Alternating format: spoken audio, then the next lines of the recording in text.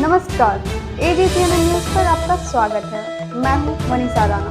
प्रस्तुत है आज का मुख्य समाचार। आग की तबाही के बाद पैसिफिक कोस्ट हाईवे 1 महीने बाद खोला गया। दक्षिण कैलिफोर्निया में लगी विनाशकारी आग के कारण हजारों लोगों को अपने घर छोड़ने पड़े और पूरे इलाके में तबाही मच गई। इसी बीच राहत की खबर यह है कि 1 महीने से बंद पैसिफिक कोस्ट हाईवे (PCH) को फिर से खोल दिया गया है।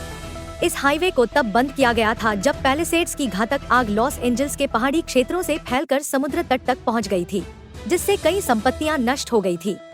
हाईवे सोमवार सुबह 8 बजे से यातायात के लिए खोल दिया गया, लेकिन अभी केवल एक लेन चालू की गई है। साथ ही दोनों दिशाओं में गति सीमा को कम कर दिया गया है और यातायात सांता मोनिका से वेंचुरा काउंटी लाइन तक सीमित रखा गया है। लॉस एंजल्स काउंटी की पर्यवेक्षक लिंडसे होरवाथ ने कहा कि इस मार्ग पर केवल आवश्यक यातायात की अनुमति दी जाएगी। उन्होंने चेतावनी दी कि यह हाईवे अब पहले जैसा नहीं होगा, क्योंकि सफाई और मरम्मत का कार्य अभी भी जारी है।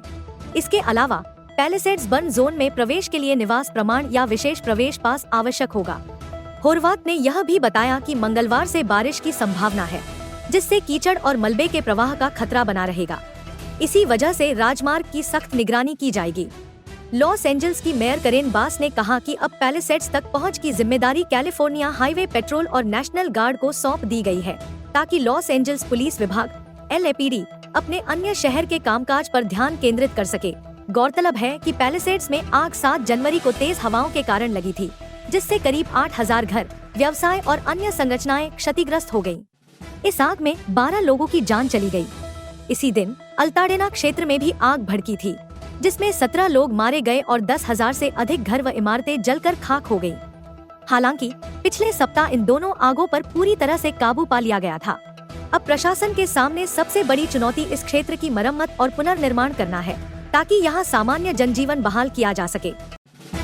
आज के लिए बस इतना ही। मुझे दीजिए इजाजत। नमस्कार।